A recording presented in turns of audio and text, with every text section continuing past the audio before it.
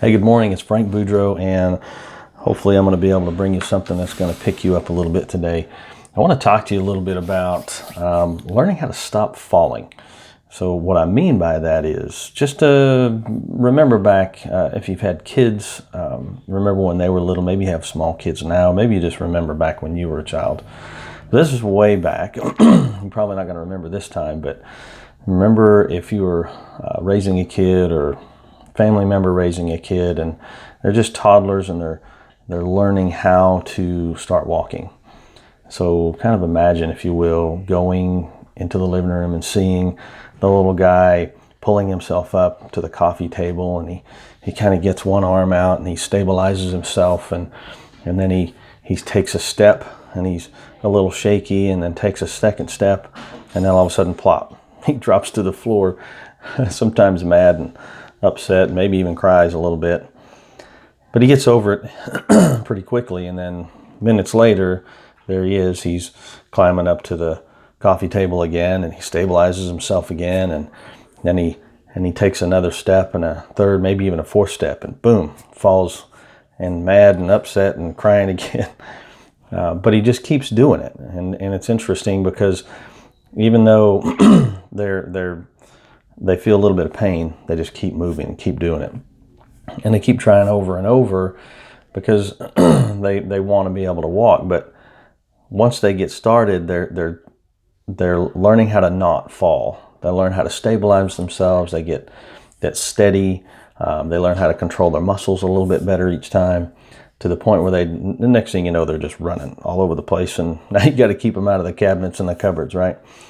Or perhaps, think about a few years later when they're ready to start riding a bicycle.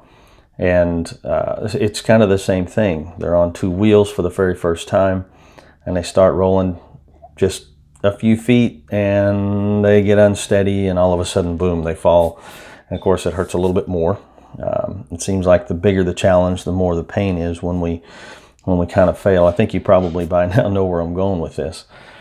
As we venture out into new things as adults and grown-ups and parents, and experiencing life in whole different ways, the bigger the challenge, the bigger the pain when we do fall. And we're human, so we're not perfect. We are going to fall from time to time.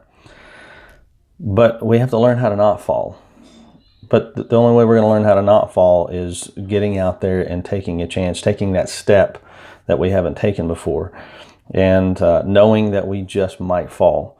Chances are we will at least once or twice. But we take those steps, and in the falling and in the hurt that we occasionally feel from the falling, we learn what caused us a fall. We learn what we missed. We learn what we overlooked.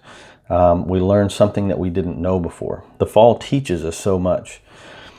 And so in time, we learn how to not fall. We learn how to stop falling. But that doesn't happen unless we take that step out. So be brave. Be ready to take that step out and do something that you've never tried before. And yes, it's probably going to hurt. Might even feel a little bit of pain. But in that, make sure you learn something. Because as you learn from the fall, as you learn what caused you to fall, as you learn what you overlooked, what you missed, and then you reapply the things that you've learned, you go farther next time. You go longer next time. You're more stable, more successful next time. So be brave, step out there, and take a chance and learn how to stop falling.